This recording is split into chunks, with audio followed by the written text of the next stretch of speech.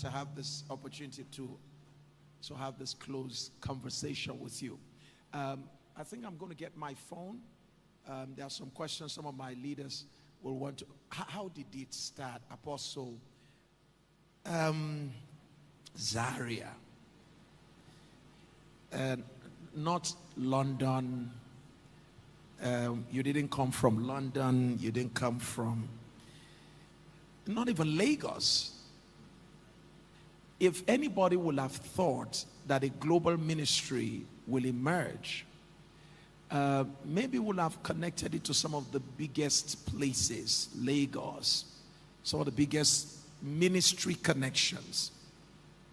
But from Zaria. Zaria is a part of Kaduna. I was born there. And Kaduna has been very central in the move of God in this country. We've had Bishop Fred Addo from Kaduna. We've had Bishop Boyedikbo move from Kaduna. We've had some people move from Kaduna. Talk to us about, you were in Zaria. You were sent to school. That's what bothers a lot of us. Your parents actually sent you to school, and you went to school and found something else to pursue, and you gave yourself to that. What really drove you? What drove you to pursuing what you began to pursue in Zaria? I mean, what did you see? What captured your heart? Thank you very much, Reverend Sam. Jeremiah chapter 1 from verse 5, when you read to 12, it said, before thou camest forth, whilst you were in your mother's womb, I ordained you and I sanctified you to be a prophet to the nations. Yes, sir. So before he was even born, I don't consider myself to necessarily have done anything that is outside of a divine script. I think by the mercy of God, I just stumbled into what I believe had been preordained for me. And that for me, it just so happened that Zaria was the place by the Spirit of God that allowed for that incubation, allowed for growth. I guess because of, I would say, the northern hostility and the environment, it was just conducive. There's something about the north, with all due respect, I think there's a greater sense of authenticity, spiritually speaking. There's nothing to show off, you know, and all of that. So that's what I would say. I'm not as concerned about where as it is about the fact that it was a drive that had been in my spirit way even before Zaria days. And so people, okay, well, Zaria was where the vision for ministry was birthed, but the call of God upon my life, way before Zaria days, I was already involved in so many things that had to do with evangelism, that had to do with soul winning, hospital visitations, you know, and all of that. So we used to have those days, they got us like a discipler. So weekends, myself and a few people would go over to his house. He would teach and train us. Sometimes we visit hospitals. So these things were already ongoing. We used to hold concerts. Even before Zaria, we had produced with a group an album. You know, we used to travel for a lot of things. So I think that Zaria just came as the birthing point, particularly for Koinonia. It gave frame and definition to what we're doing. But I would say, responding to your question, that I believe it's just a preordination from God, that I found my place in life and destiny and just walked through it by mercy and grace. Wow. I'm sure they're going to give some monitors to Apostle here, okay. Some monitor sound. We need some sound here. You know, Apostle, yes, we thank God for preordination. There are many of us who have been preordinated. Permit my English here. So many of us have this call. I've heard people tell me the rugged, the kind of drive you have, the way you study, the way you pray. There was something about you people always talk about. It has to do with some passion. Talk to those of us who have this same preordination. We all have this call. how important is discipline and dedication to the fostering of God's purpose for our life? I mean, okay, so yes, I have the call of God. Is it going to happen automatically? What is my role? There's a planting, there's a watering. Speak to the issue of our role in making sure that what God has shown us. I can tell you things people have said that you did. And I was like, really? And you shared part of it yesterday. You will go to Renard Bonker's conference. You were not invited. You were not part of the committee. You get crashed. You got involved in pushing wheelchair.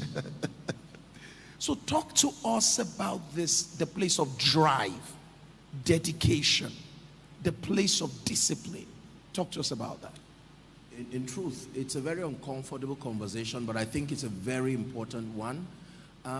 I call it the God-man partnership, Reverend Sam. So God gives the vision, but there is always a role that we have to play in making prophecy manifest. And it's not just a straight line, it's a combination of many things, from prayer to study to diligence and so on and so forth. And I would not be sincere with you if I told you that all that happened was just the grace of God. Like Paul, I would say, I am what I am by the grace of God. But he said, this grace was not showered on me, in that I labored more than ye all.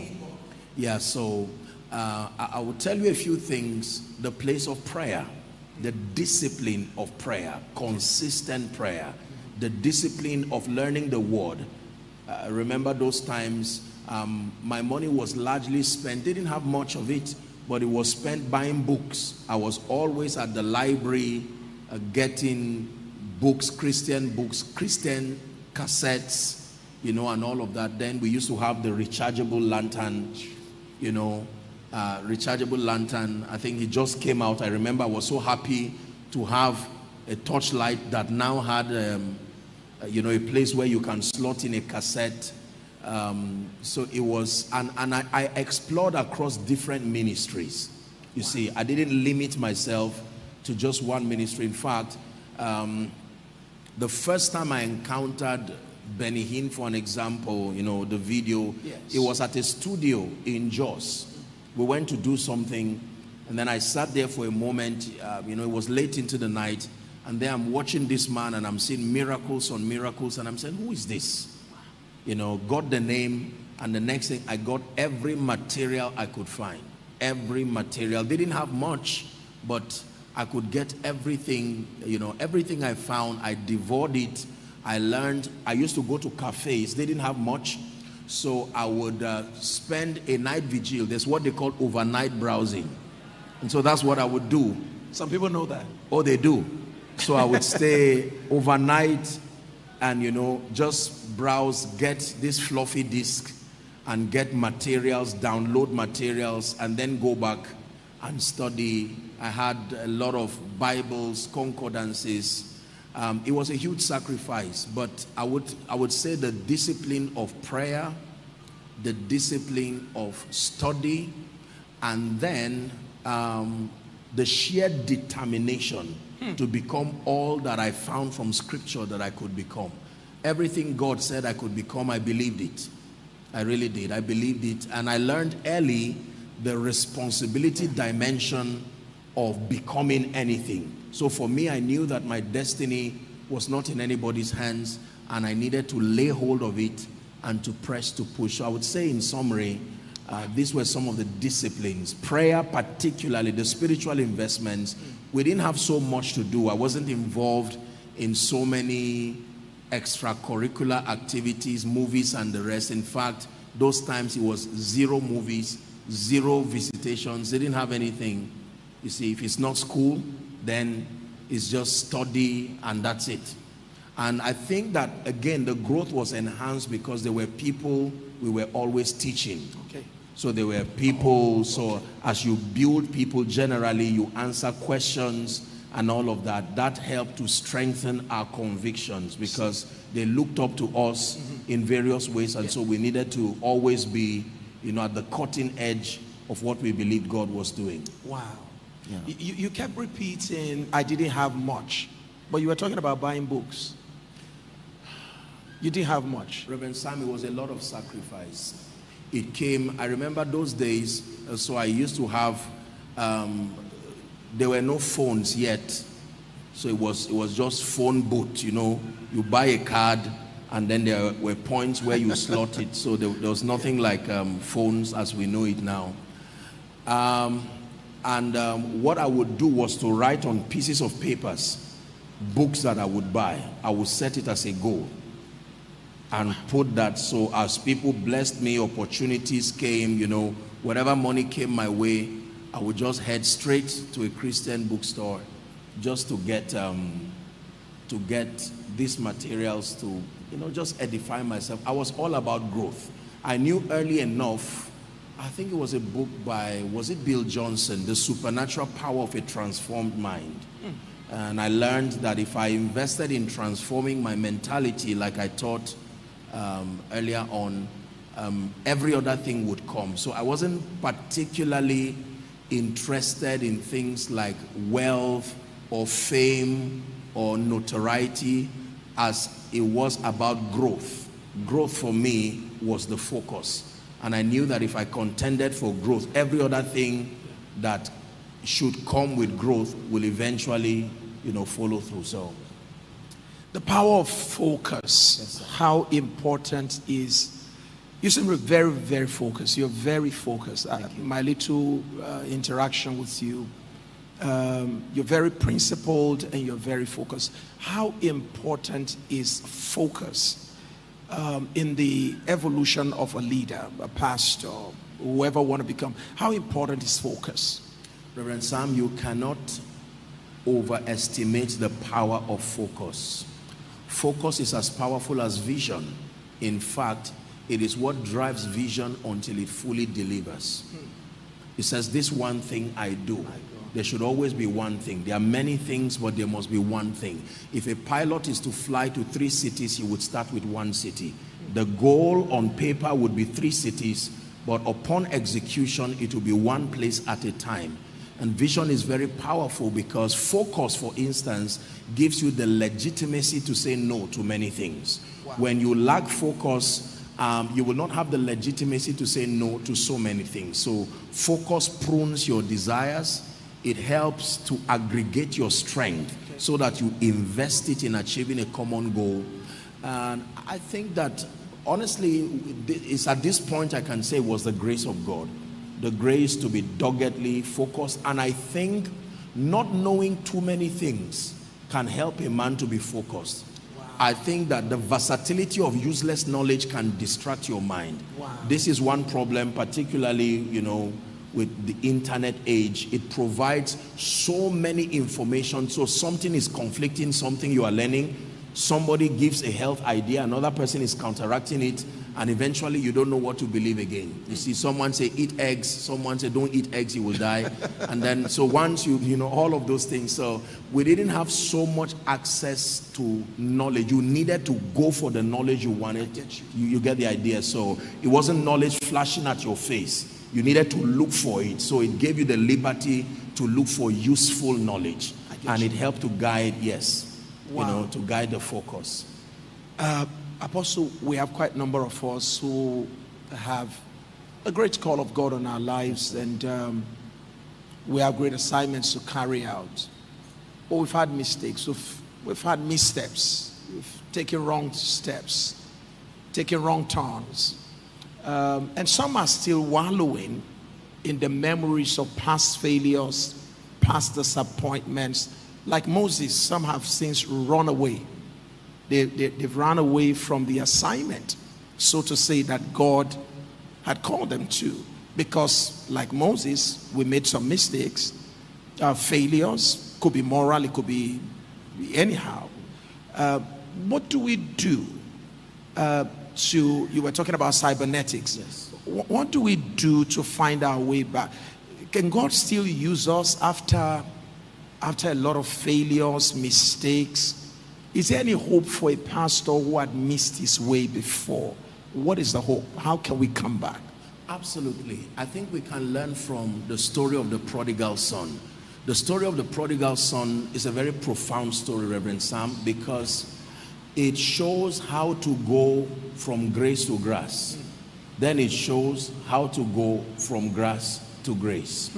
So the prodigal son, the story starts with a young man who is doing very fine, enjoying wealth, blessings and whatever, and then it gives him the liberty to make his decisions. It shows the power of decisions, the declining power of wrong decisions. And the Bible says the gentleman spent his life riotously. I don't think that his riotous living, he did not make the friends outside of his father's house. The same father who had the wealth, had the blessings, I'm sure the father mentored him and taught him a lot of things, but he had other friends. He had other people outside of his father's reach, and eventually they led him, advised him, ill-advised him, and he made a poor decision and he declined. But the profound part of that story was the fact that the Bible says he came to himself. I teach a lot on restoration, and one of the principles of restoration is the power of self-examination. Every man has the power to come to himself. You see, we don't choose consequences. We make decisions, and the decisions decide the consequences. And if and when you find out that you have taken a step that is outside destiny, the first thing you do is to run to God. You don't run away from God. No one else can help you. You run to God. One of my best psalms in the Bible is Psalm 51. I believe Psalm 51, the Psalm of David. It was a declaration of his brokenness and repentance before the Lord. So I think that people don't miss it in life just because they fail. They miss it in life because they remain there. Remaining there is really where the failure is. The ability to get up, retrace your step, find the God of your salvation and begin to make your way back. I think for me that's where the power is. And in getting up to go back to God, you leave back with two things. Number one, the memory of how not to do it again. And then you are able to comfort others in the future with the same comfort that you have received. There are many reasons why people fail. Sometimes it's not a product of rebellion. It can be a product of no or poor mentorship, lack of information, and then sometimes they just yield to temptations from the devil. So regardless how those failings come, whether it's moral failings, whether it's technical failings in terms of executing your assignment, the point is you will always need to return back to God if you must find your bearing. Wow. Can we put our hands together for that? You talk a lot about relationship, and I've seen you build relationship across. I've seen people in the corporate industry, business, governance. I've seen all kinds of people around you. You talk so well about the importance of building strategic relationship. Can we all please make welcome His Excellency, please? You're welcome, sir.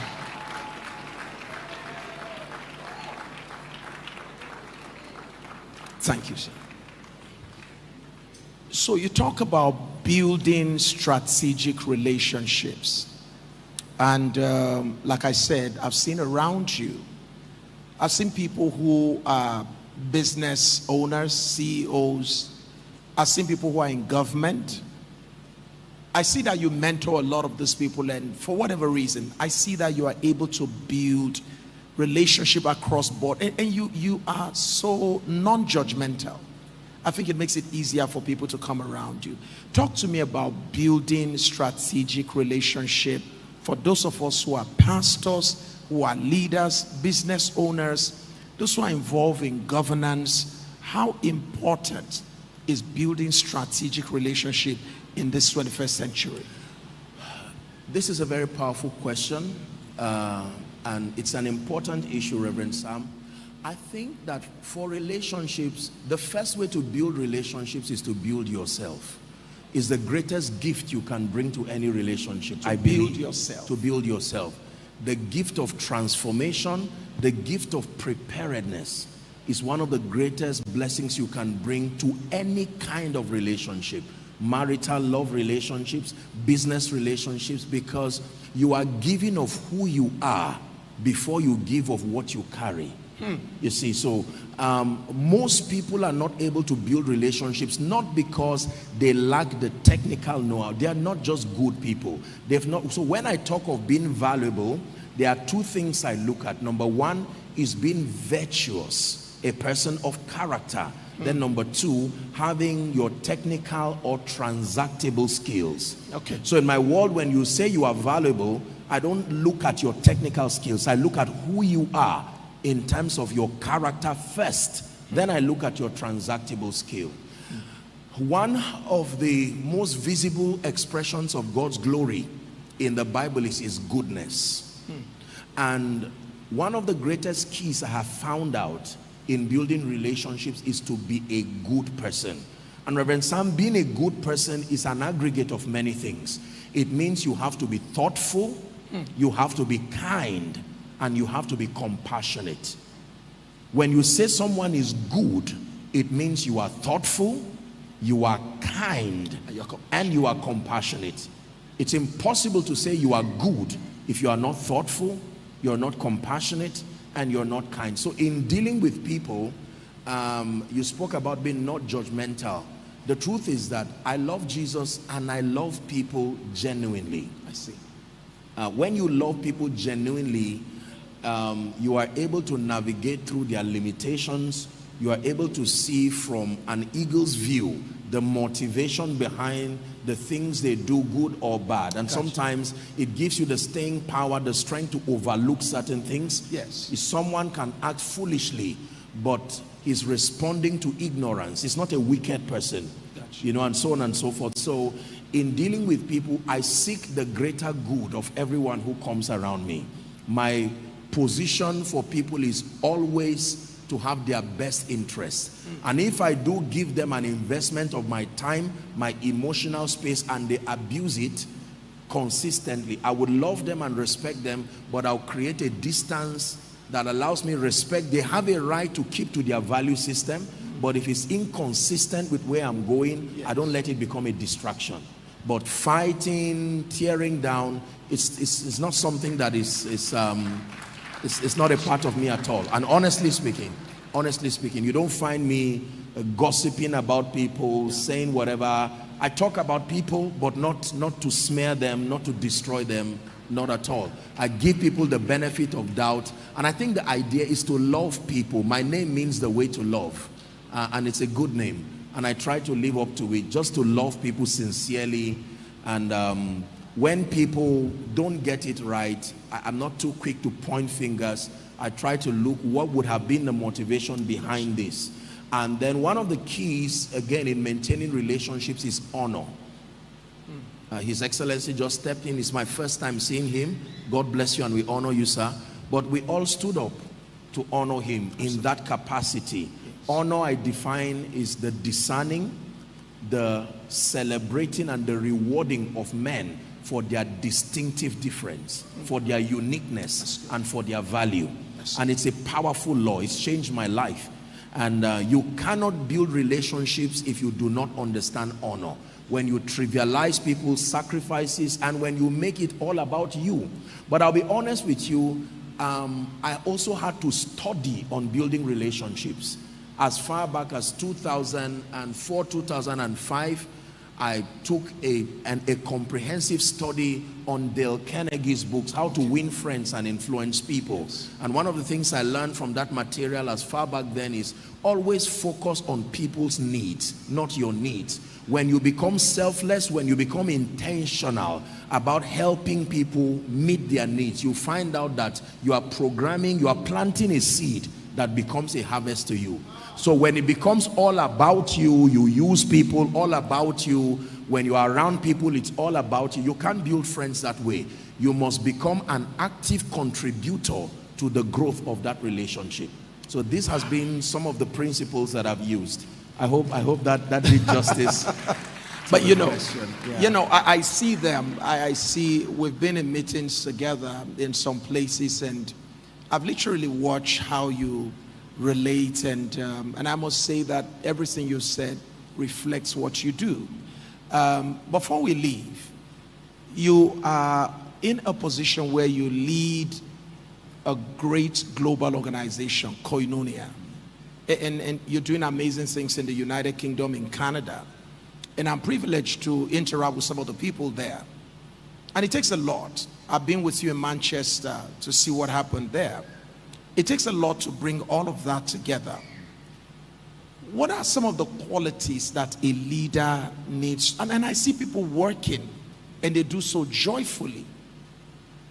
What you may not know is that the woman that did the souvenir for the conference you had last year happens to be a member of our church. And the dedication she put into it. And she told me, she said, Pastor, I also want to add my own stuff to what they ask me to do.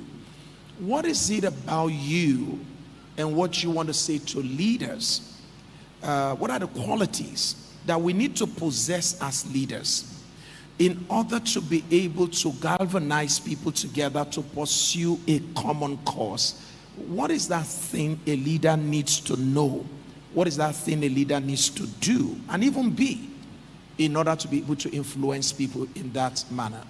Okay, a number of things. First, I would say people don't care how much you know until they know how much you care. You need to be genuinely invested in people.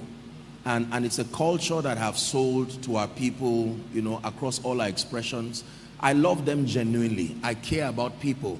I take everybody around my life as I assume that position of a father. There's nobody who is around my life who is treated like a victim. If I can take the risk to bring you close to my space, then I immediately become interested and invested in your destiny. So when people know that you genuinely care for them, yes, not just that you want to use them as tools to achieve a goal. When people know you want to use them, you will not have their loyalty, and the truth of the matter is that they will not give their best, because they know that you are only using them as the most available option at that time.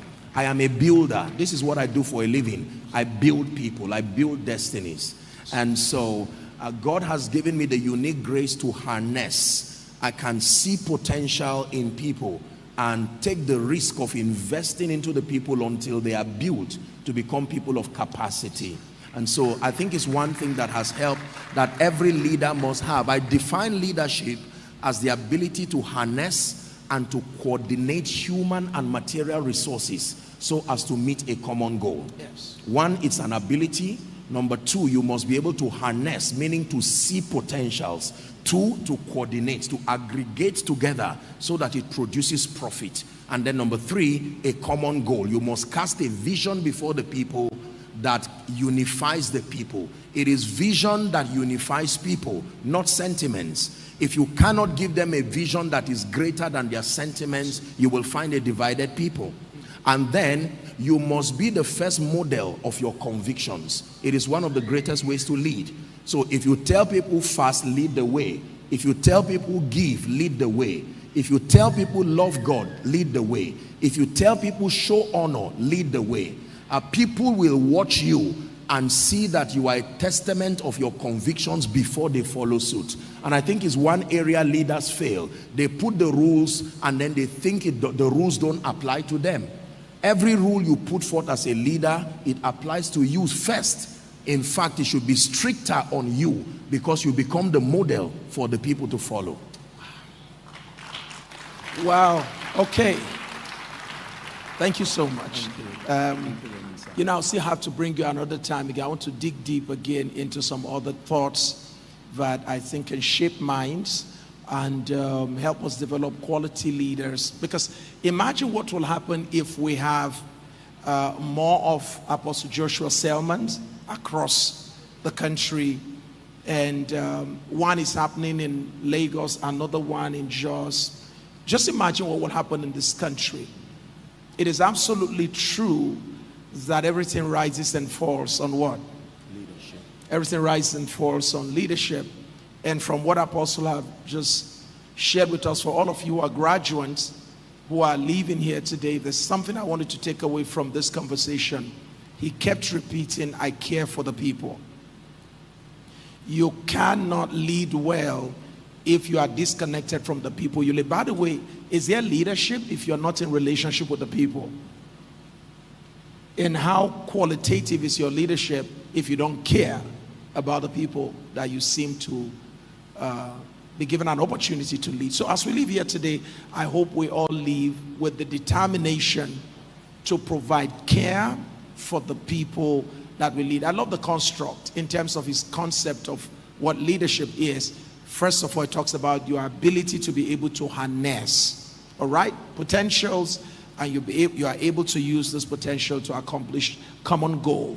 All right, those of you who are graduating, you know that we always define leadership as the ability to exercise special influence within a group in order to be able to move the people towards the accomplishment of a common goal.